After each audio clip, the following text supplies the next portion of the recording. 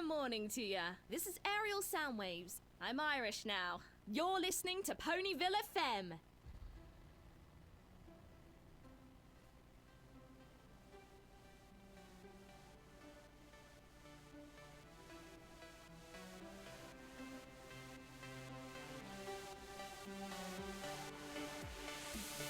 The Kieran used to speak and sing. We weren't always quiet. We told stories and funny jokes. Was stand up was a riot.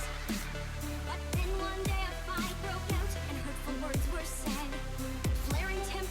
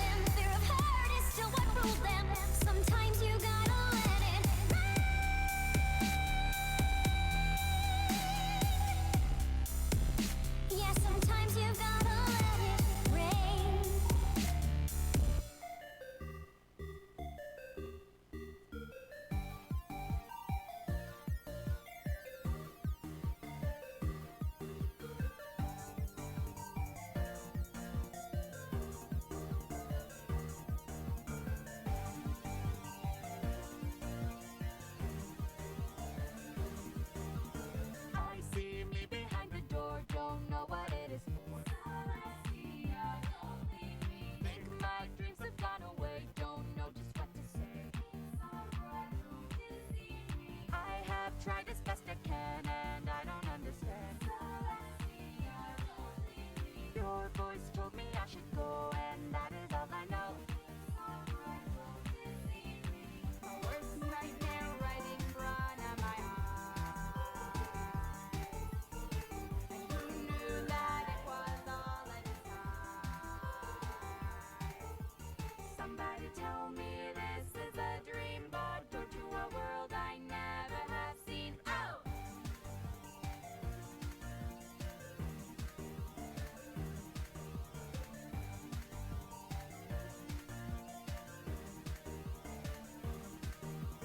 Losing faith with every stare, I climb I'm unaware. Can't help thinking that was real and not just how I feel. I tried so hard and got so far, but in the end it doesn't matter. But it's too late for me to stay. I better save the day. My worst nightmare right in front of my eyes. Who knew that it was all a disguise?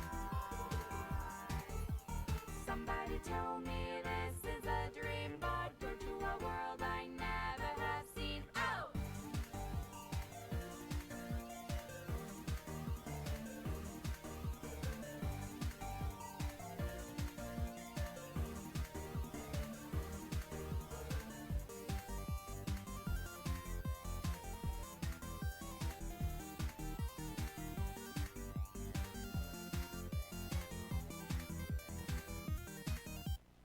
My worst nightmare right in front of my eyes. Who knew that it was all a disguise? Somebody tell me this is a dream, but door to a world I never have seen. Oh!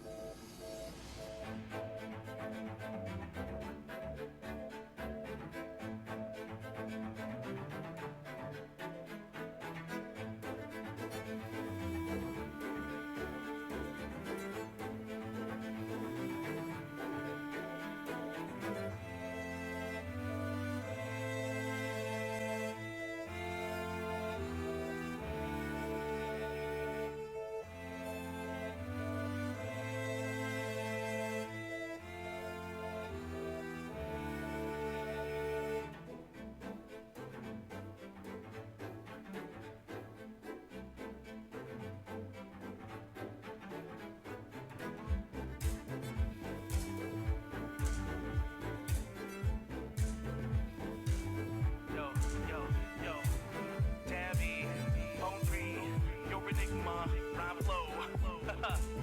Yeah, come on, come on, come on. Yo, when we first met, I finished my first set. You were in the club, all the spun till the floor split. Attached at the hips, dance till the sunrise. Never catch a sleep, always talk really fun times. I never had a friend like you before. We could chat about music and who we rooting for. And you were too supportive, calling me 2 in the morning. Ask me how my show was, always making me feeling important. Yeah, I was forever in your debt. I love to watch you play your cello, never see you sweat. See you cool as an ice cube, but playing the right tune, make the strings sing, while the orchestra's behind you. Why? When you got the big gig, every day you had to practice everything you did. And so every single second of the day you were occupied, couldn't find a little time for me, even if you tried. Yeah, Octavia, won't you tell me why you are leaving me at home? Oh no, oh Octavia, in the time gone by, when did you become so cold? 'Cause the silence between us just ain't right, as what we once had grown old. Oh no, yeah, Octavia, better answer me, 'cause I won't let you leave me, leave me. weeks. I ain't got nothing but a peep, but no, I shouldn't. I believe that I'm starting to freak. You're just a friend, but then again, even French you speak. Not that it matters, never mind, I got others to meet. But serious, Tabby, like, are you mad at me? Like, did I do something bad or exceedingly crappy? I know it sounds sappy, but we were both happy. What happened to us when you never ever call me back? You know, forget about it. I don't even wanna hang. I can find a million others like you on the friendship train. I don't really know why I'm even bothered. I'm a big star, you're only a fan, just like every other. Maybe more than a fan. You are a good friend, way more than I can stand. This pain should end, insane and intense. Maybe this isn't friendship, maybe this emptiness that feels beyond a kinship.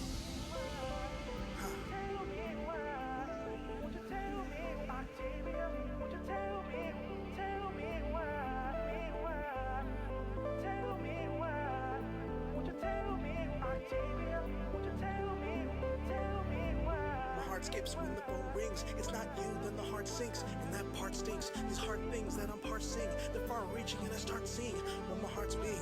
And even then, I mean, we're friends, so I'd be on the fence. Cause it depends on how you feel, if it's really immense. Even the best intentions, leaving the rest in tension. Essentially, it tends to test every single dimension. But no, I'm digging on it, Tabby, I'm thinking I want it. I link connections in my heart, and I'm starting to sonnet. Your poetry in motion, my spirit's written upon it. You know me and my notions, I'm fearlessly here to flaunt it. So hear me out, I miss all of this worry and doubt. I'll bear up the clouds, now it's clear, I'm hearing the shout. In only a moment, I am glowing and growing and bold. And you got me at home, but yo, it's you that I'm hoping to hold on. Yeah, Octavia, won't you tell me why you are leaving me on hold? Oh no, oh Octavia, in the time gone by, when did you become so cold? Cause the silence between us just ain't right as what we once had grown old. Oh no, yeah, Octavia, better answer me, cause I won't let you leave me on hold.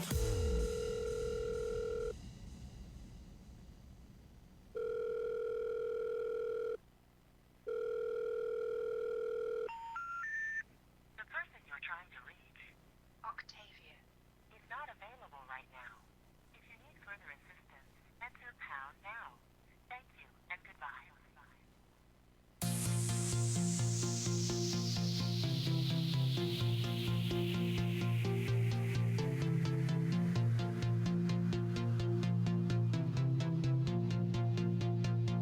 You know when I first saw you, I did not know it could be true. Someone on the ground like me could be with you only.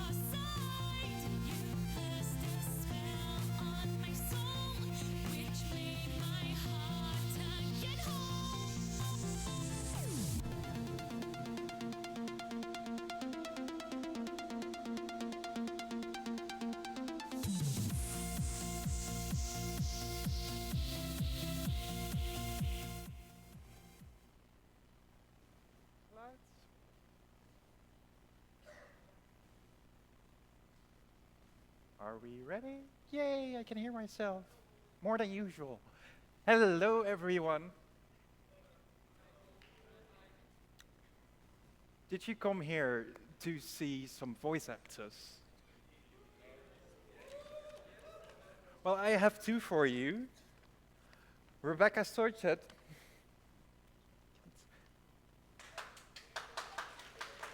Cartwheel! Welcome. Please take a seat. Thank you, Vel. And Kelly Metzger. Yep. Really close. Really close. Really close. Yeah, using all the tables felt a bit like social distancing back in the day. Let's not bring that up. No. So, how are you guys? How are we? We're great. Great. Like we've had just enough time to do some acclimatizing to the time zone. Mhm. Good. It was good. And we went on a bike ride around Utrecht. How do I say it? Utrecht. Yeah, that it? beautiful town. Um, Who here has been to Utrecht before? Yeah. Oh, All right. Yeah. Yeah, it's definitely like it's gobsmackingly beautiful. Yeah, we only got mildly lost. There was a point where Rebecca, well, she was mostly the leader of leading us in different directions, and then it got to a point where she turned left, and I was like, "We're not following you, Rebecca.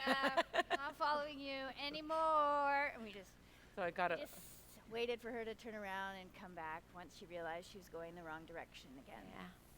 Gave You up. eventually found your way back. We found. Yeah, and we're here. Woo! So, you are both voice actors on the show My Little Pony Friendship is Magic from back in the day. Yeah, back in the day. Back in the day. Sometimes it feels like a really long time ago, actually. You know, that we did those recordings. It's been 5 years. 5 years. Since it stopped playing. Yeah. Yeah. And this con is 5 years old. Yeah. We stopped we started right when it stopped. Right, you need something to keep going. Yeah, exactly. And they're still coming here. We're growing. So something is going right.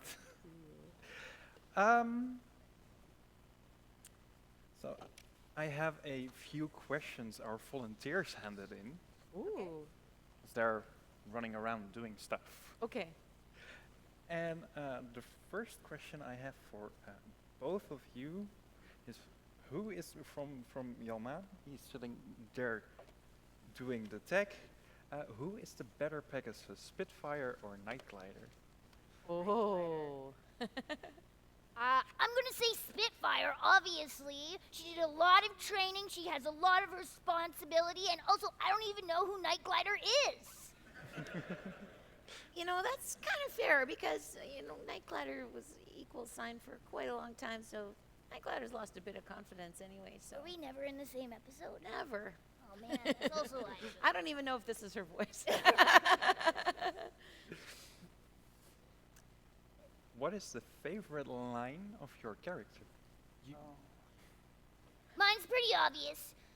And I have this command for all of you here. I want you to party this weekend until you're in a full body wing and hoof cast, drinking through a straw.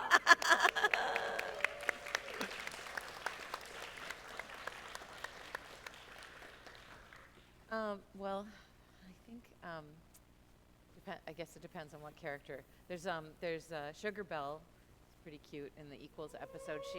She says, We have muffins?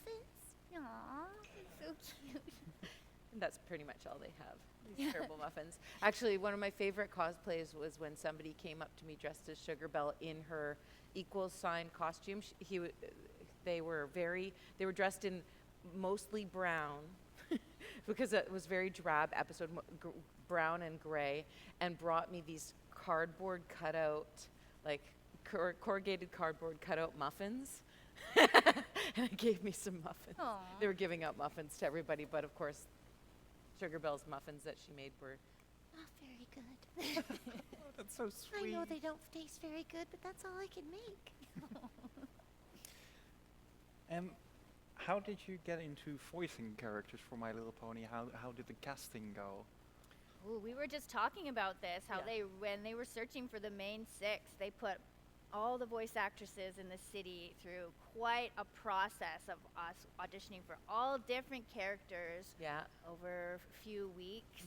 And we knew this show was getting a new generation, and we were excited for what was going to happen. We had no idea it was going to blow up this So big, exactly. But we were given often as an actor, you're given a character to audition for, and you're told audition for this character or these two characters. But we were given all of the main six, Spike. Hi, Jameis.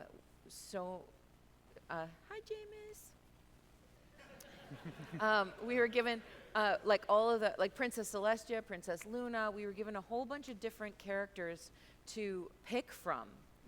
And it was the first time that this kind of casting had happened where we were like, okay, who do I relate to the most? And I'm like, well, I can't talk fast, so I'm not going to audition for Pinkie Pie, even though I gravitated towards her. But there was like, you know, we had to learn, as a voice actor, you have to know what's your wheelhouse. What are the things that you're strong at? And I auditioned for Spike because I can do like a little boy kind of voice, and so at first he was a baby dragon, so he's like really, like, to me, I was like, he's like a really baby. I auditioned for Spike too, and my Spike was a little bit tougher like that. Yeah, And then he's Cassie West. a dragon, right? Yeah. So they So we you know, auditioned for all of those main six and others, you know, and so it was challenging because you also know you're up against some really talented other actors in the city, and you want everybody to get it. Like we all want each other to win, but you also it's want to very get tough to have enemies in the Vancouver voiceover scene because everyone is so delightful and so nice and so talented. Like, oh, I can't even hate you. You're so nice. And it's true, like you get to meet all of these people who have been cast in this show, and it's true that this cast was really, really special. But the whole Vancouver community is like full of warm and loving and supportive other actors. So, yeah.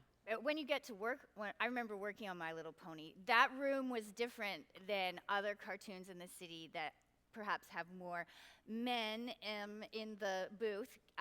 This one, we were just better behaved. We listened, we were on cue, and it was a delightfully playful room. Yeah, and really get to kind of like silent clap for people, and I also found too that once I actually got cast as Sunset Shimmer, I finally got to act with the other actors because previously I'd been singing. So I don't know if you guys know this fact, but when we were singing and doing all the music for My Little Pony, we were recorded separately with the composer and the engineer and all that stuff, and the producers on the other side of the glass. But you'd go into the booth by yourself. But when you're doing the scenes and the show, you're acting with all the other actors, and so you get to interact as well as enjoy each other's performances, and it's such a delight. Like a lot of places in the world don't do that anymore. Vancouver is still, even after the pandemic, it started to come back to group sessions, which is so special because we just want to be like entertaining each other and communicating as actors. So sorry if I'm talking a really long time. No, that's what we're here for. But yeah, I feel like it was such a treat for me to finally get into the booth and watch after several seasons, because Sunset Shimmer didn't come in until the Equestria Girls, which was years later after the show had been running for weeks, and everybody was so well practiced at being one character or another, and like people like Tabitha and Ashley and Andrea and all these people who are playing multiple, or even Kathy Westlick playing different characters per episode, but having conversations with both their characters in the same scene, watching them switch like on a dime. Yeah, it was fun. It was I loved watching exciting. Andrea do Fluttershy and Pinkie Pie. It was my favorite. Yeah, just the switch back and forth that they could like jump in their register, and not just the register. It's not just a technical thing, but the full embodiment of each character was so strong in them that they could go I'm this person, now I'm this person, I'm this person, now I'm this person, and have the intentions of the scenes carry through and everything. It was just like, it was watching a master class. It was really definitely cool. was. Yeah. Awesome. That's the end of that question. You've both been doing conventions before, right? And that means you've also been doing quite a few of these panels. What is a question you've never been asked at one of these panels? Wait a second. That's not my job. That's your job. You're supposed to think of the questions, and I'm supposed to think of the answers. But you would love to be asked. Well, a question we would love to be asked. Love to be asked. Oh man. I feel like I've been asked all the questions. Yeah. You guys come up with the questions. There's none is also an answer. Yeah, nice try. Nice try with that one. Too bad, Flynn, it didn't work. And I have one specifically for Kelly. Okay. What do you think Spitfire's name in the Wonderbolts is? In Newbie Dash, we hear she has an embarrassing nickname, but we never figure out what it is. Yeah. Oh man, that would have been so fun. What do I think Spitfire's name? I think it would be something like soft and squishy and cutesy that she doesn't want anyone to know, like Snugglebuggles or something. Something real embarrassing. Smooshy boosh. Something like that. Like that would take all her authority and power away. Yeah. I like Don't those. you dare think of calling me that to my face. You've been There'll be warned. 50 push-ups if anyone calls me Smooshy Boosh at an autograph signing. We're gonna have a volunteer count. The Yeah. push-ups. That's right. You can do them in like increments Yeah. throughout the day. 50 push-ups a day would be really good. You'd be so buff. Yeah. So, how do you find the perfect voice when you're presented with a new character? Ooh. How do we find the voice? Perfect voice. Well, when you're given a character description, you have to sort of understand the tone of the show. If you get a descriptor of like, you gotta. What I find that the best thing to do when I get an audition, what they do is they give you a story outline, the storybook, like the concept of this whole show. And I like to know what age group I'm reading for, because when you read for a preschool show, it's going to be very different than if you're reading for an adult animation show. So there's a certain level of pacing that changes, and also realism. Like if you're going to audition for BoJack Horseman or something like that, you're going to have a way different approach than if you're auditioning for I don't know, like Coco Melon. Yeah. Right? So there's a whole bunch of different ways to get to that perfect character, but I think the most important thing is that whatever character, I really love having a picture of the character. Sometimes you don't get that, but I just like to make sure that it comes from a place of real truth inside of me. So whether even playing a villain, not everybody is all good all the time. So I whipped out my most venomous, nasty person who, like when I was auditioning for Sunset Shimmer, I had to become, within one page, they only give you one page of dialogue. And so I had maybe 5 or 6 lines. And 2 of those lines were me as a flaming, like frothing at the mouth, slobbering demon. Ah. So I had to go from mean girl in high school, which, I can do. But then show them how she could transform and having that dichotomy. But it had to be rooted in truth. I have to find that rage from somewhere. And that's my favorite way to approach character acting. Mm-hmm. Sometimes they just give you a reference of a famous person that Oh, they yeah. wish that they could hire, like American actress Aubrey Plaza. Oh my God, they always love saying Aubrey Plaza. I'm like, well, just hire Aubrey Plaza then.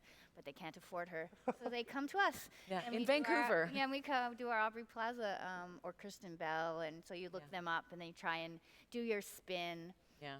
I don't know. I have, yeah, definitely my wheelhouse of the characters that I can do, and then I always try and do something different. Glamorous. Yeah, or like, oh, I know, I'll play the wizard. I will get like, oh, pretend I can do that, and I send in an audition for the wizard, and my agent goes, thank you. Yeah, I'm not going to be sending that off to anybody. I don't want to embarrass you.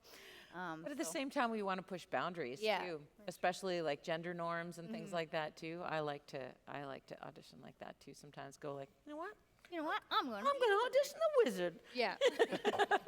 Usually it means shooting yourself in the Yeah. but you never know. One day it'll change. Maybe. Yeah. I mean, he does get a massive reverb effect on his voice to help him out. Yeah. Oh, yeah.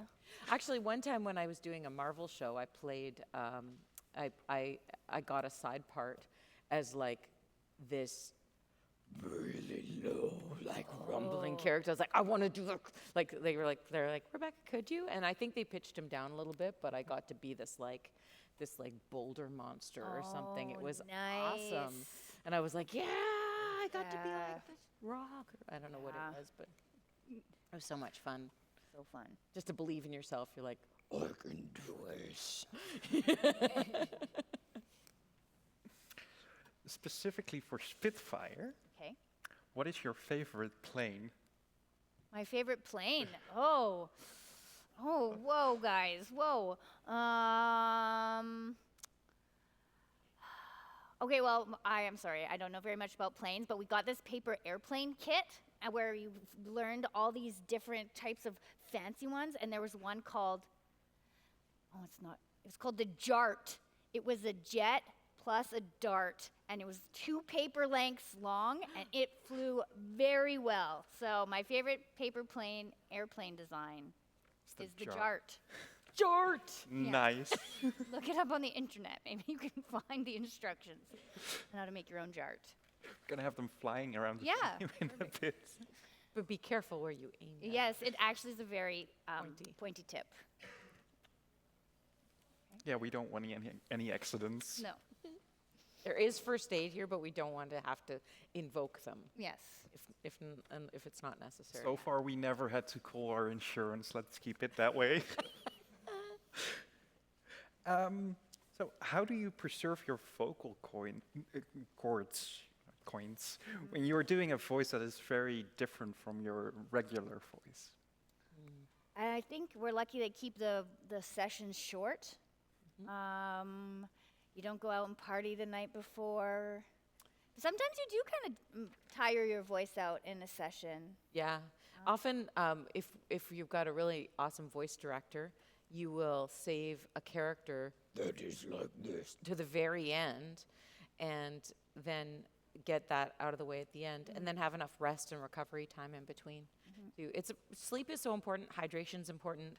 Having like proper nutrients in your body, like having a good meal, I find can make a huge difference. If you go to work depleted, anybody for any kind of job, if you go to work and you're depleted and you're not taking care of yourself, you don't do as good of a job. So I don't know. Yep. And our job is to be as human as possible.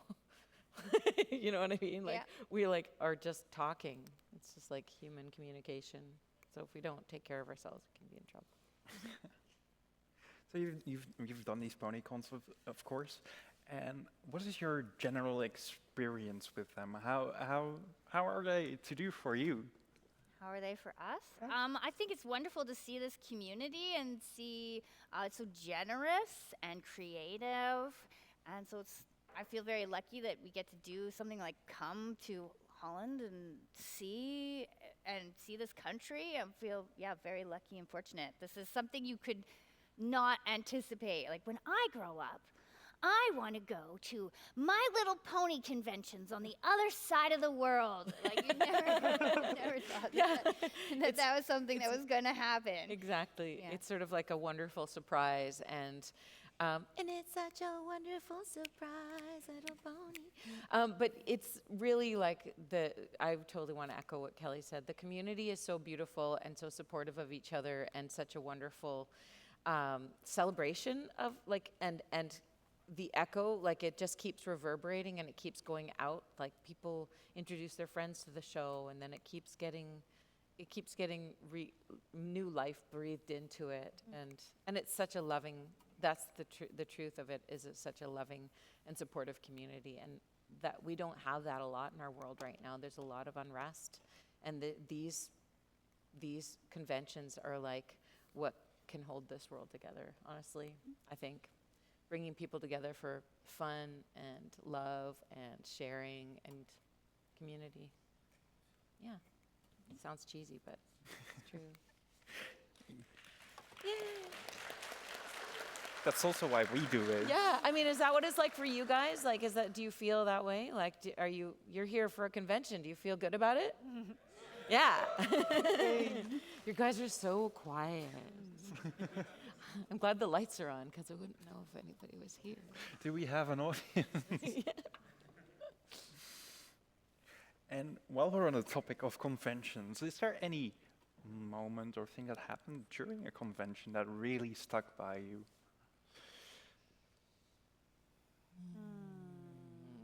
I guess it's the individual interactions when we're meeting people at the autographs or little events. Last convention I went to, someone came up and was like, "Oh, I just have a question. Like, what's your favorite sandwich?"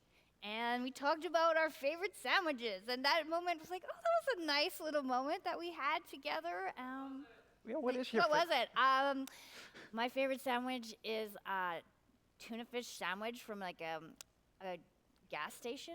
Like when you're on a road trip and you're like, "Ooh, you know what I want? I want a dirty tuna fish sandwich, white bread. That's been sitting in that fridge for at least 12 hours, and I don't know if I'm gonna get sick." Oh yeah, that's good. That's good. I don't know what they do to the mayo, but it tastes good. That is my secret. That's not so secret. Favorite sandwich. I love it. Yeah. That's awesome. Dirty tuna. Dirty tuna. And for you? Oh, do I have a favorite sandwich? Are we we're transferring the panel? Oh no, the No, my but favorite, while we're my on the- favorite moment at conventions. Let's see. Does anything stand out for me? I mean, I've had some really wonderful experiences, and I think I like to hear. It really moves me to hear when a character that I've played or gotten the opportunity to play has helped somebody's life or confidence, or help them shift into a new place or a new way of thinking, a new way of approaching life. And that's happened to me, like through letters, as well as sometimes people come up to me and say, I used to be a bully, because they equate the redemption story and the arc of Sunset Shimmer and say, and I'm,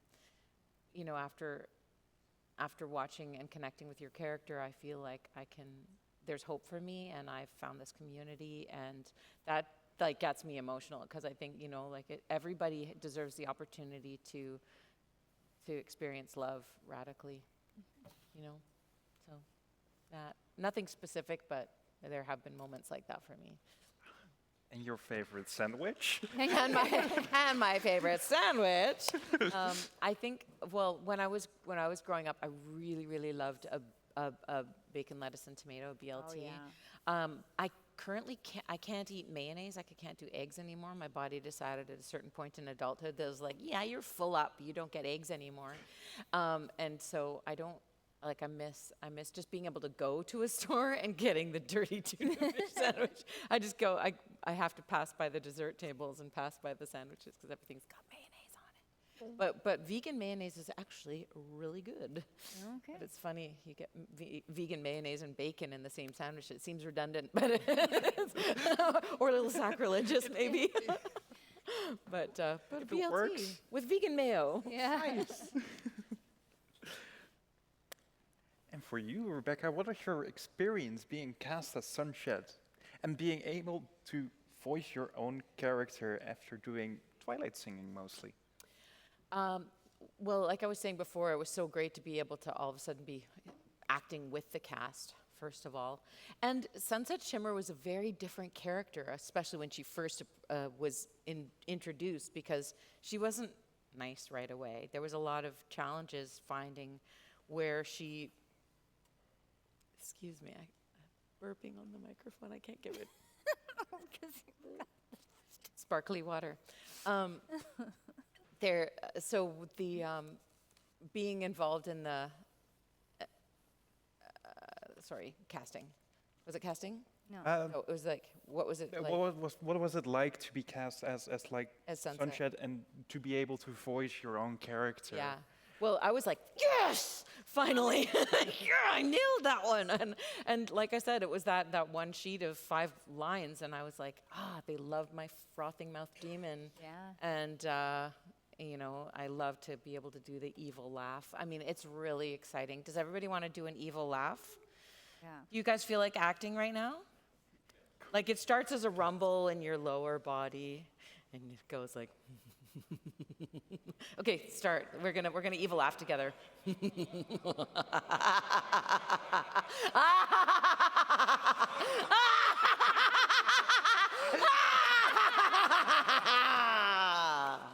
Nice. Yeah. Did you Very satisfying. Yeah. Did you want a water? No, I'm good. I'm good. Okay. He's worried about my voice. They're there. Don't worry. Got water. Yay. Is there a particular role, MLP or non-MLP, that you would say is your favorite of all time, and why that one? I love Pinkie Pie. Watching Andrea do Pinkie Pie is so funny and cute, and the way that she could speak so fast, that's my favorite. Yeah. Yeah. And, you know, as a caveat to that, she is really, really smart and reads a lot of books. Oh, yeah. And so sometimes she'll be given a line and it just goes ... at the end, which is an ellipses. And so it's like, oh, yeah, well, Pinkie Pie's rambling. But then Andrea will just create the most hysterical dialogue out of that ... And it might not go on for very long. You know, she didn't get a writing credit, but she should have. Yeah. Half the time. Yeah, just to like go, oh, yeah. And it's going so fast. Yeah. Like, how do you even think of it like lightning speed like that? You know who was also very good at that is Tabitha. Oh, yeah. Tabitha St. Germain is one of the best readers I've ever watched reading, because she will stunt characters. Like when they were reading scripts and there was a lot of Twilight Sparkle and Tara Strong was obviously in Los Angeles and recording, she would read for Twilight Sparkle, and it was just amazing to watch her pull any character right out of her butt and just do it like, and not stray from the goal or what she was doing as a stunt actor. It wasn't like she had to like totally become Twilight Sparkle like Tara Strong would do. She just would read the lines that would serve the script. Yeah. And Tabitha is, she's my favorite person to watch. She like is always hovering on this point of chaos. And insanity. And you're watching, you're like, whoa, are you about, she just is like riding that line of chaos. And they always get Tabitha to do her lines over and over and over again, not because she does them wrong, but they know she's going to give something different every time she reads them. So they're like, oh, let's get her to do it like 8 more times. And then we pick the best genius version of all the genius versions that she puts out. I love watching her work. I feel lucky to be in the room with her when we're working. That's amazing. I think we've heard enough from me. We probably have some questions in the audience, right? Anyway, there's microphones on the side. So if you have a question for Rebecca or Kelly, please do line up. Yeah, and don't be shy. We don't bite. There's a bit of distance, so you should be fine. Should be time to run if we come too much.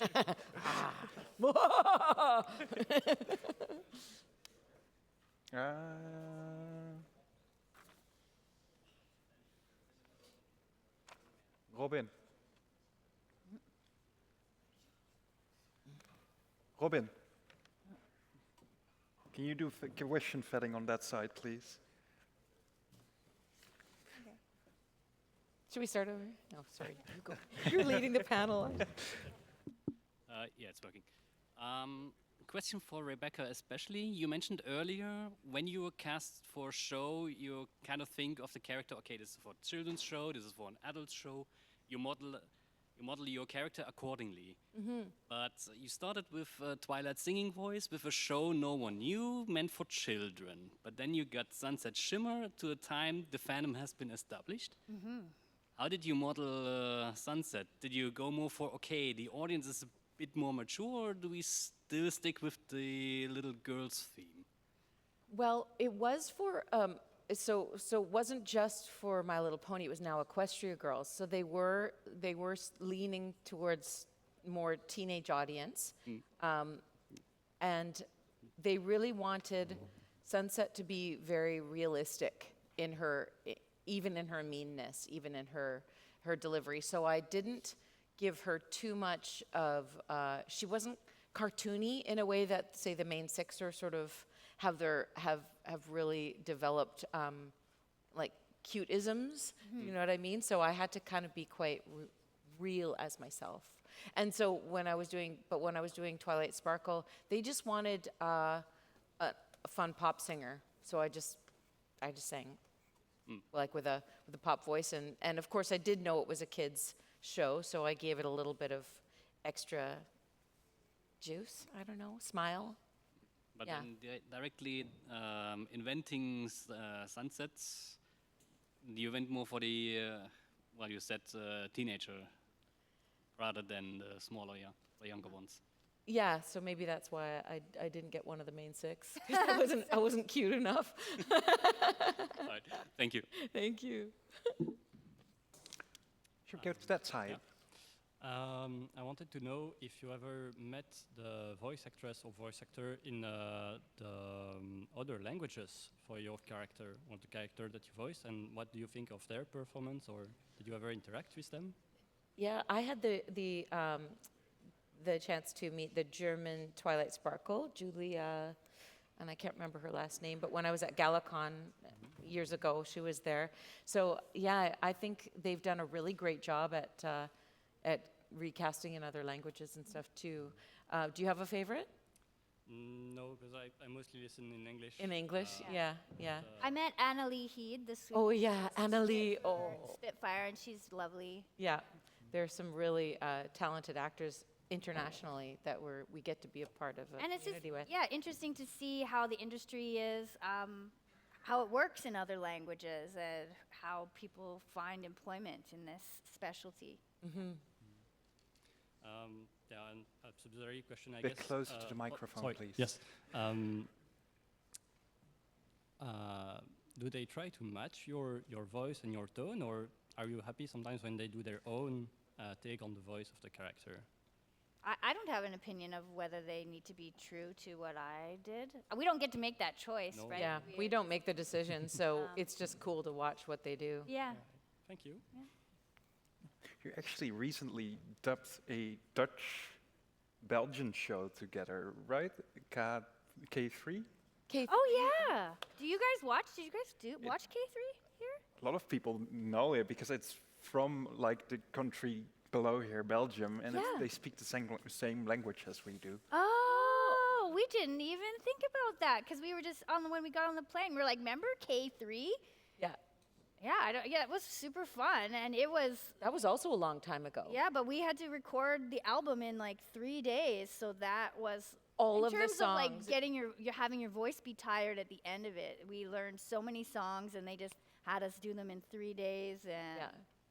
And there was only 3 of us at the time singing all these songs. So there was, I can't remember how many songs there were, but it was 8, I think. 8-hour days, right? Yeah. Damn. Like, we had a 4-hour session, then a 4-hour session, and then 3 days worth of that. Actually, yesterday morning, I woke up and I wanted to like send you a voice memo because one of the K3 songs popped in my head, and like Kuma Kuma Hey Kuma Hey Kuma Hey. Remember that? Oh my God. Anyway, I don't know if you guys have seen that show. Yeah, that music is still in my head. Some of those things we had to learn so fast. And also, so it was Kelly and Kira Tozer and myself, Rebecca. So these guys called me Quebeca. Yeah. Because we were Kelly. K3, so it's Kelly, Kira, and Kira and Quebeca. I don't know why that's so funny. To Has me, anyone but who put up your hands? Who has seen K3? Has anyone? Oh, a few people. Not too many. Oh, Who has heard K3? oh, okay. And the English version? Is the English version here or no? Oh, okay. You've heard the English version. Interesting. I got to play a redhead. I love Oh, redheads. Yeah. What was it? I can't even remember. Karen? Yeah. Anyway. Hello. Hello. My question is, well, kind of related to the last one. Which other languages can you speak? Which other languages? Ooh, boy. This is embarrassing. I took French from grade 4 to second year university, and my French is very basic. I barely can speak French at all. It's embarrassing. Yeah. It's hard to keep up in adult life Mhm. when you know in public school. I learned French in school as well, but I didn't learn as much as when I sing. I sing in a French band with the piano player. She lives in Canada, but she's was born in Swiss franc, and so she's like my tutor. She's like so I can speak a little bit of French. I can speak a little bit of Spanish, thanks to Duolingo. Oh yeah. And and I could speak ein bisschen Deutsch. Yeah. And I don't know. So just those. And I love learning new languages. Languages really excite me. I like learning dankjewel. Gedaan. Learning is good. Yeah, I also have a second question for Rebecca. How does it feel like to be in a duet with yourself when you sing a sunset? at To sing a twilight? duet with myself. Oh yeah, that was. Those were fun sessions and challenging a little bit.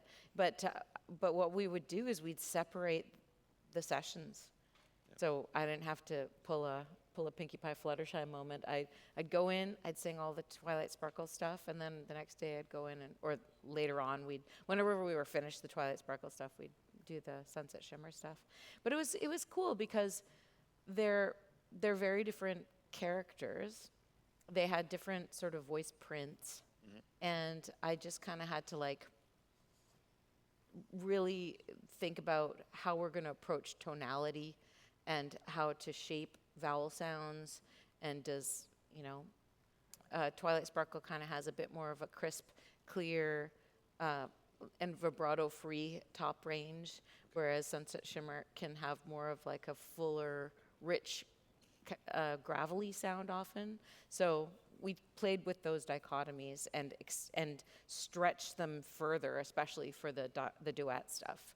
Because even if you're singing the same line in unison, you still need to sound like a different person.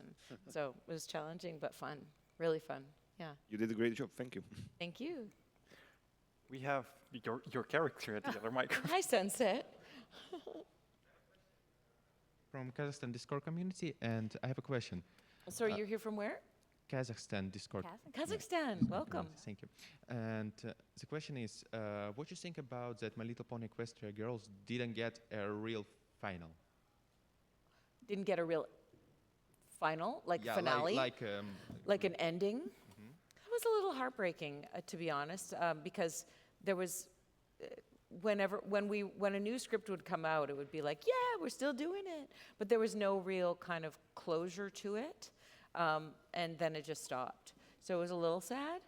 And I think that there's a lot of fans out there who are just like really let down by that. But it's just the way sometimes the business goes, which is just the cold, hard truth of it all. Yep. But I just like to revel in the moments that we did get to record. Thank you very much. Thank you. Hello, hello. Hello, wonderful people of the stage. My question is for all guests of honor, including you, Waffles, you too. Okay. Would you like a copy of my business card? Oh yes, please. Oh yeah.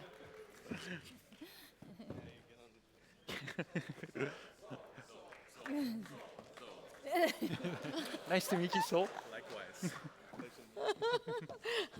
Hello. So much, you'll not regret this one. Okay.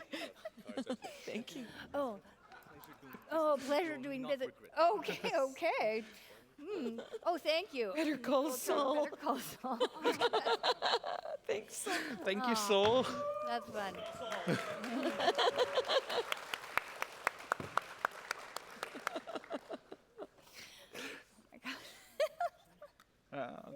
We're still waiting, so let's go to that side. Sure. So to Rebecca, I always wondered how is it you became just Twilight singing voice? Like, had they cast Tara, needed to find a sound alike, or couldn't do the range, or how did that come about? I had recorded the demo of the song, and then I was cast to be Rarity's singing voice at first. Interesting. And then I don't know how it came around to it, but they realized they were gonna try for. I think it was because of proximity. I think it was because Tara was in Los Angeles, so it was going to be easier to record all the music in Vancouver without being on a remote, like a video call or whatever, because you can direct easier and stuff. Especially with music, it's different than when you're online doing voice acting.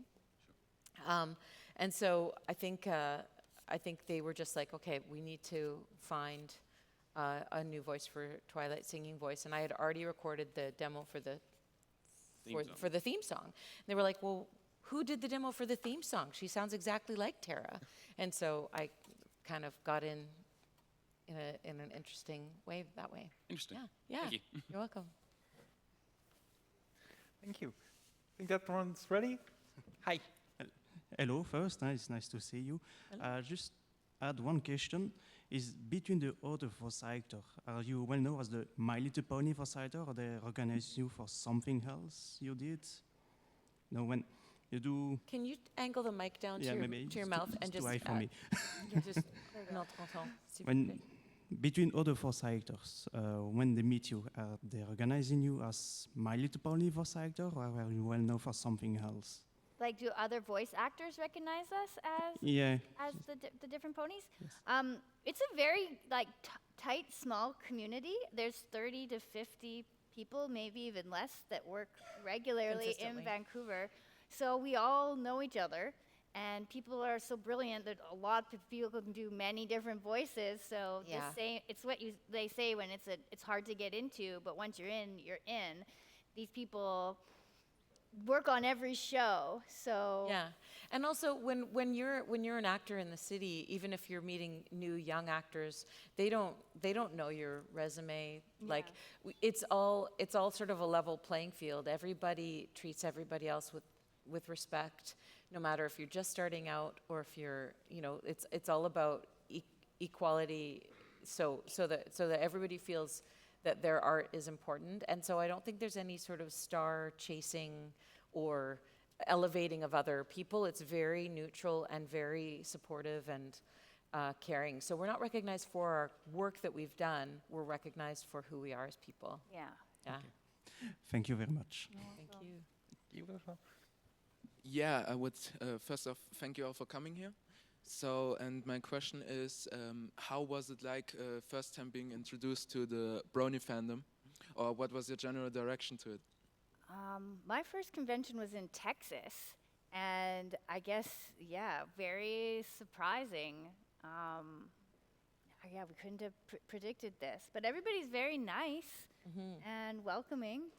I think when we were doing I think it was season 2 or season 3 in record, excuse me, I was coming in to do some more music, and the rest of the cast was saying, this show is going off, it's getting big with grown-ups. And I was like, shut up, no it's not. I thought they were pulling my leg, and then I was like, wow, that's interesting, okay, cool. And I can understand all the reasoning, like Lauren Faust, she's pretty cool, and and all these, all the aspects of the show. It makes sense that it would be liked by more than just children.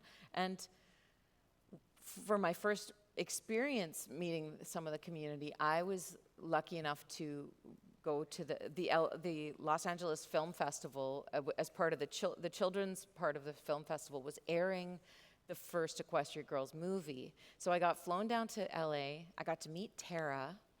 I was there with Kathy Westlook, and we went and we watched. So we were part of sort of I guess a bit of a convention for the LA Film Festival, where we were reading from a script, and Daniel Ingram and I did some of the songs from the show, just like on stools outside in the hot California sun. It was for kids, and then all of a sudden there were all these like guys there in pink t-shirts, and I was like, what is happening? And so I got to meet some of the brony community there, and I was like, oh my God, this is, and then the theater was full of bronies. When we went in, I had no idea how many adults were gonna love this show, and I was so nervous because Equestria Girls is so vastly different from ponies in so many ways. Just the visual of it, I was like, oh no, they're gonna hate it, they're not gonna like me. And the crowd was laughing at all these inside jokes. Like there was like Derpy showed up, and and all these inside brony jokes kind of came through, and people were laughing at these, and I was looking at Kathy like, what are they laughing about?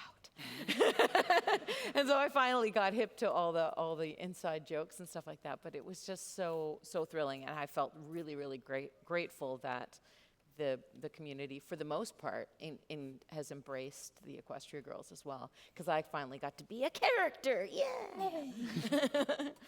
Okay, thank you very much. Thank you. This is a question for Rebecca. In the song Flawless, I hope I don't insult you, but I noticed some false notes. Is that like because the song is flawless, like it fits? Like What is the song Flawless? Somebody sing it for me, because I don't remember it. Oh yeah. We're not flawless, we're work in progress. We got the. Yeah. So what, like from my own performance specifically, you're saying Yeah, that that's like, I don't know if I'm not very good at hearing notes, but I noticed like something was off, and I assumed it was like that they purposely made some mistakes to. Gosh, you know what? I think we need to have a meeting about this later, because I'd have to listen to it and go, oh yeah, that was intentional. Because in my memory, I don't recall the intention behind that song. So because it's not my writing specifically, but I don't know if we were given that note to make it like that. I do know that at a lot of those sessions were like, we want you guys to sound like individuals. We don't want it to sound super polished. We want you to keep character. So sometimes maybe it was a character choice or a voice direction that they wanted to go. So it's possible, but I'd have to listen back to the song and have you go, see that note's wrong, because I don't remember. And half the time, we record it, you set it and forget it. You're gone. It's done. Yeah. So, because as a voice actor, if you don't forget the stuff that you've done, then you replay it in your head and you go crazy. Yeah. So if I hit some bad notes, I'm sorry. But I'll just say it was probably intentional. I'm teasing. Thank you very much. Thank you. Thank you. And on to you. Hello. Yeah, I'm a little bit nervous, so I hope that's okay. First of all, it's really nice that you're all here, of course, and of course I'm a little bit hyped because of Rebecca, as you can see. Yeah, the outfit. Yeah, it's a great outfit. Turn around. Oh, yeah. Nice. There's a cutie mark. Yeah. I have two questions, one longer, one shorter one. The first one is about the special Forgotten Friendship, if you remember that one. Sorry, Forgotten Friendship? Yes. Yeah. Okay. I do remember that one. Very much, yeah. I haven't forgotten that one. It didn't come out of my brain like a movie strip. And in that one, there was a character named Wallflower Blush. And Sorry, say that again. There was a Wallflower Blush, Wallflower the character. Blush, Yeah. yes. My question is, what do you think about the character? Because she was pretty mean to Sunset because she forgot her friends forgot her, and then she was like back at the start, so to say. And I mean, like, what's your opinion on the character? Like, how she treated Sunset in that special? Well, as it's funny because as Sunset was like a reformed villain, she was always trying really hard to foster empathy after knowing how she had acted towards other people. And I think that Wallflower Blush was really experiencing a lot of, had obviously had a lot of pain to have gone to those lengths to make somebody else pay for her pain, which is really sad. And I think that I can't remember if she gets to have a redemption arc, or if she is sort of just defeated. I can't remember how it goes. Does she get? Well, she basically was like defeated by the main 7. Yeah. And then it was like, always like friendship and happiness and whatever. She didn't really have a like redemption in that sense. Well, yeah, I mean, it is.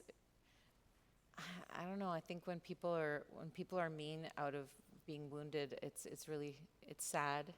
It's hard to watch. But as far as like my opinion of her, like really, what are we if we don't strive to be, to help others who are having a difficult time, right? We need to kind of keep growing and helping others to become better selves. It was hard to act and be Sunset in that. Like it was very emotional. That script was very, very emotional, and it was probably one of the hardest scripts I've had to do, to be honest, because I really had to experience on some level of truth within myself the loss of what would have been like if I'd never had all those stories, right? So it's kind of like Alzheimer's, right? What if you know what you're gonna lose? Yeah. Okay. Thank you. There was a second question. Sorry. Okay. Oh no, that was great. All together at the same time. What? Oh, sorry. No, it's okay. Continue. I'm confused. I was confused. Okay. Don't worry about it. I was the one who was confused. Oh, okay. All right. The second question is a quick one. Like, what's your favorite line of Sunset Shimmer? How can anybody have this much whipped cream? That's a great one. Thank you very much. Thank you. Yeah, she puts Pinkie Pie's fridge, and it's all whipped cream. Just all whipped cream. That's funny. Like the spray can kind. Yeah. All right. Another quirky little question. I mean, we do know what Spitfire's job is, but for Sunset Shimmer, we never saw her finish school. But if she did finish school, what would her job be? I was thinking about that. I was like, like if they sort of aged them, going into the future, like, well, obviously, like Fluttershy would be a vet, and but I thought that maybe a Sunset might be like a clinical counselor or something like that. She'd be like a good psychologist or psychiatrist. The Starlight route, kind of. Counselor Starlight. What's that? Like the Counselor Starlight route she took in the friendship school, Sunset could do the same as the counselor, kind of. Yeah, the counselor. All right, thanks. Thank you. To the right, we got another one in a Sunset Shimmer hoodie. Well, my question was sort of similar to the previous question that was asked. I was going to ask, had the show continued, where do you feel, Rebecca, where Sunset's character would have gone? Well, I would hope that she'd go, she'd be able to sort of like continue her work and like be more in connection with Princess Celestia as well as Princess Twilight, and be kind of continuing on the friendship teaching in the human world, probably. And also I would be like, where is the pony version of her, or the other human version? What the heck? Yeah. We never met the other, because when they go through the mirror, I'm going to explain to Kelly. Okay. So when they go through the mirror, they found that they had like an other world version of themselves. Oh. So the ponies had a human version, but they didn't know each other. Okay. So, but we never met Sunset's like other. Okay. Her pony version? Yeah, or her other human version. Oh. Which is weird. I don't know. I think maybe she didn't have one. I think she was just too magical. Thanks. Hi. Okay, so I have a question for both of you. And when or how did you know you wanted to be a voice actor? I remember the moment. I was walking through Vancouver, and I was doing a lot of theater. And theater, it's very fun, but you don't get paid very much And in Canada, Canada's such a big country. If you want to work in Canadian theater, you're traveling across the whole country to work throughout the year, and that's a hard lifestyle. Hard to have a family, hard to set down roots. I remember walking through Vancouver and being like, how do I get one of these houses? I heard that the voice actors get paid. Maybe I should be a voice actor, because maybe I'll be able to get one of these houses. So that kind of set my path. That you don't get paid enough in voice to even get a house in Vancouver. I don't know if you guys follow how much houses are in Vancouver, but it's pretty crazy. It's ridiculous. Same things going on here. So, but I do remember the moment, and whenever I ride my bike down that same road, 18th between Cambie and Maine, I have a memory of the moment where I decided, okay, I'm going to do this. I'm going to focus on this. Yeah. What about you? I used to live in a house on, I rented a suite on 17th between Columbia and Manitoba. Oh my God! What if we were communicating telepathically? Yeah, really. For me, I was as doing voice acting when I was a kid. A friend of ours did ads and things like that, and he came over to our house and recorded us in our living room saying some lines for a commercial, and I was like, ooh, that's fun, I like that. So that was my first little taste. And then when I was going to college and doing musical theater, there was it's an amazing animation program just outside of Toronto, and a lot of animators, a lot of people who work in Pixar now went to this program, and I was they were looking for somebody to help with their lip-syncing final projects in a certain year of their program. And so I got pulled into the studio to play 5 or 6 different characters for these different animators. So they're like, okay, well, if we get one actor in here, she can do a bunch of different ones. And so I remember one of the lines was like, "You want fries with that?" And then a couple other things, one was an old lady, I think, and one was a baby, and I was like, oh, this is fun. I get to go in and be it doesn't matter what you look like. You can be a 17-year-old pubescent guy serving French fries, or you can be an old lady, or you can be a baby, and it doesn't matter your age. It matters how it sounds. And as a singer especially, and as an actor, I just love the kind of endless possibility of that. So when I moved back to Vancouver, I tried to get into that. Yeah. Thank you so much. Thank you. This question goes to Kelly. How fast could Spitfire or the other Wonderbolts run? I mean, they're fast flash, but are they good runners too? Are they good runners? Oh, yeah. I think they would run so fast that all of a sudden their feet would totally leave the ground and they would just start flying automatically. I hope they can run fast because I hit 25 miles an hour easily. Oh, whoa. I need to wear my track spikes, that is. Yes, you do. And I think I should see you at basic training. I think I'm going to maybe recruit you for our next round of Wonderbolts. I gotta tell my coach I will be gone for a while. Okay. It's not easy as a track athlete. It's not. You got to train. Train hard. Training, suffering, day in, day out, sacrifice. Sacrifice, yeah. Yeah, it's tough. It's the life of an elite performing athlete. Yeah, of course. It's crazy. I mean, let alone Wonderbolts training, it's tough. It's really tough. I'm not gonna lie, I would probably not survive that. I think you'll survive it. Yeah, I'm You'll be sure. okay. But As long as you don't make a false start. Sprint training is like a whole different dimension. Yeah. I could even promise to smoke all of Wonderbolts under 60 meters. Holy cow. 7.01 seconds. Oh my Not God. gonna lie. Holy, that's very fast. My dad measured that. You did. He did measure that. Where's Dad?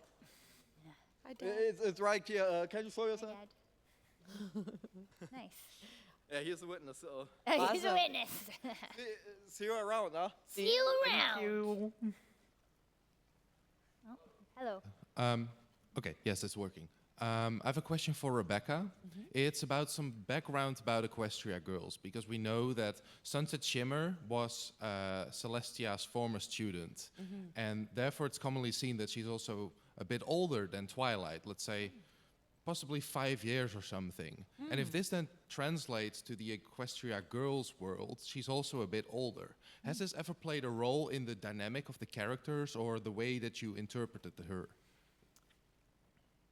No.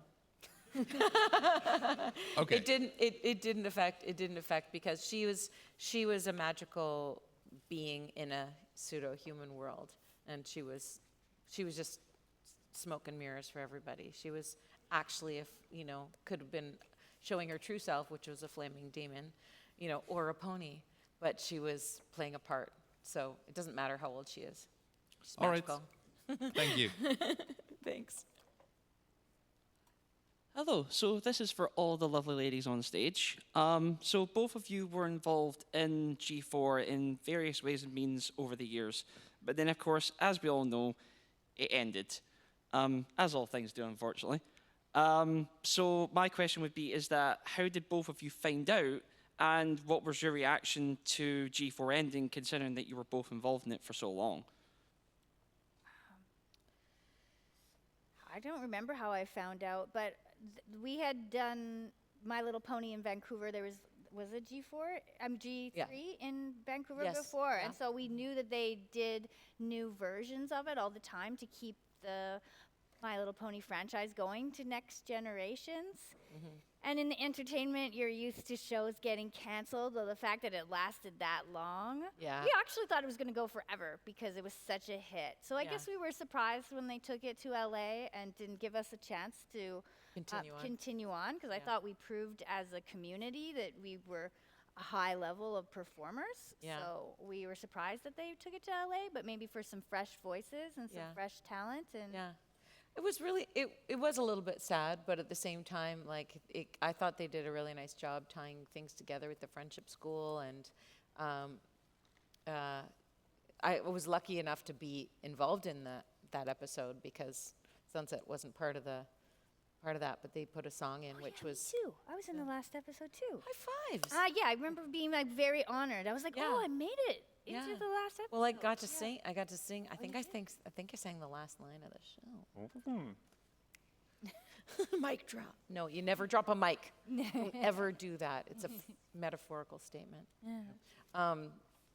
Yeah, I guess it was a little bit sad, but at the same time, everything has its cycle, right? So, and the fandom keeps G4 alive. So it's never really died for me. Thank you very much. Thank you.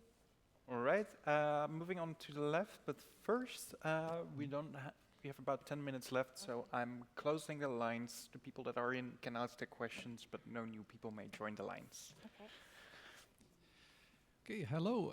I have a bit of a fun question. What kind of character would you like to voice in the future? Could be anything, something evil, something cute. I definitely want to play an evil character. Definitely want to be a bad guy. What form would your bad guy take, would you hope? The evil laugh. I love doing the evil laugh. Would it be humanoid character though, or like? Oh my god! I also would like to play a big blob or something really gross. Because with our cute little voices, we always have to do cutesy little parts. So yeah. actually being something like a big ball of slime, Yeah. I actually would. Anyone want to write that show for me? Yeah, write a show. Write a Get show to where writing. the lead character is a big ball of slime. Kelly. I mean, amazing. I have a voice that has been reserved for babies and pets that I don't usually like, unless there's an actual baby in the room. I probably couldn't do the voice. Like I'll sing to my niece or something in this character voice, and I would really love to. It's very little. And it's so little that kind of like Marcel the Shell, but it was I had it before I even You had it knew. first. No, I just had the voice in me before I even heard Marcel the Shell. But Yeah. but she's almost she. Do it again. Maybe she. Do it again. Let me see if I can get into. I usually have to envision like an actual baby in front of me. Twinkle, twinkle, little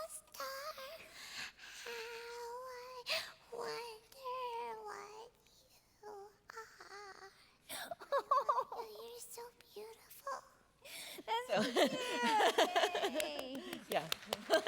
I would love to be able to see that character. I don't know what it would look like, but I'd love to do that forever. They're part of a Part of the blood. crime-fighting team. The little baby and the ball of blood. Oh wait, no, they're against each other. Yeah, you're the main character. I'm the villain, and we have to fight each other. Okay, writers, get on it. Okay. Remember it for the improvisation panel Oh later. yeah. Oh, yeah. Okay, thank you. Thanks. Another fun question. Do you ever use your voice to mess with telemarketers? To mess with Telemarketers. They don't deserve it, but I have used my voice to pick up guys. Oh. Before. Oh, I like that. So, yeah. So what would you? And that, or I don't know. I would be like, oh, have you ever heard of My Little Pony? And then I'd be like, once upon a time in a far off land. And that was for like G3. G3? I would Oh, do yeah. my G3 voice. I Yeah. have picked up dudes with. All right, all right. I have not tricked telemarketers, but my brother does a very good, like, old, lonely woman. And he's strung somebody along for, oh, thank you for calling. I'm so glad you called. I'm so lonely. And for some reason, she's Eastern European, and I don't know, but he's like, he'll just let it fly. I don't prescribe. I'd rather just not answer the phone. Yeah, me too. Because I'm too nice. I'd be like, oh, thanks for calling, but yeah, I don't really have time to talk right now. Yeah. So I'm too nice. I let them do their spiel. Oh, They're you full. do? They do their spiel, and I said, thanks so much. I really Wow. appreciate the work you're doing, but You I've say already that? donate or whatever. Oh, okay. I don't know what it's usually like. It's not just telemarketers. It's usually a charitable cause or something. But You're nicer But- than me. Scam calls? Scam calls? Oh, no time for that. No. I just hang up. I wouldn't want to waste my time stringing them along. Yeah. Really, but I like that my brother uses his dormant actor skills to do that. Yeah. It's pretty funny. Thank you. Great question. All right, third time's a charm. This time Okay. for both of you. Okay. You just said you had the parts in G3, G4. Did you try to audition for the G5 as well? They didn't even bring it to Vancouver. No. Oh. We weren't offered. Yeah. That's a shame. Yeah. Yeah. Yeah. I mean, we would have loved to hear as well, but Yeah. not that the G5s weren't bad. Yeah. Anyway, thank you for coming. Thanks. Did it go off? What? I don't know. Is my microphone gone off? Did I lose Oh, battery? it's still working. It's still working? Okay. You had to turn it down because I'm so loud.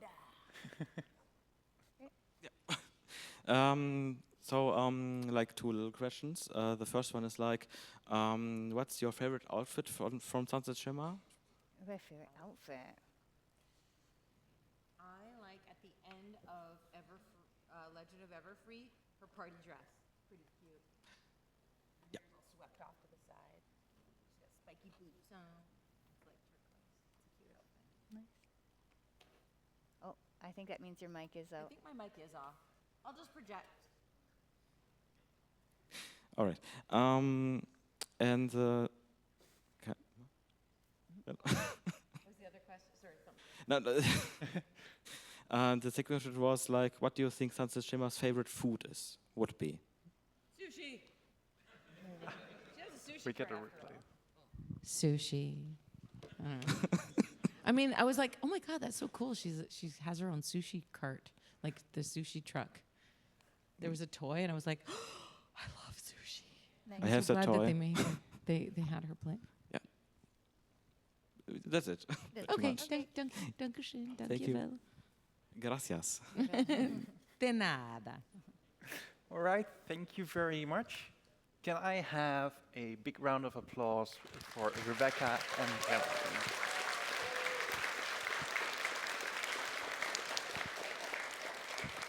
And can we have a big round of applause for our gracious host, Leah Waffles, otherwise known as. Thanks everybody for coming. All right, thank you all. That's it for the voice actor panel. Go enjoy the rest of the con.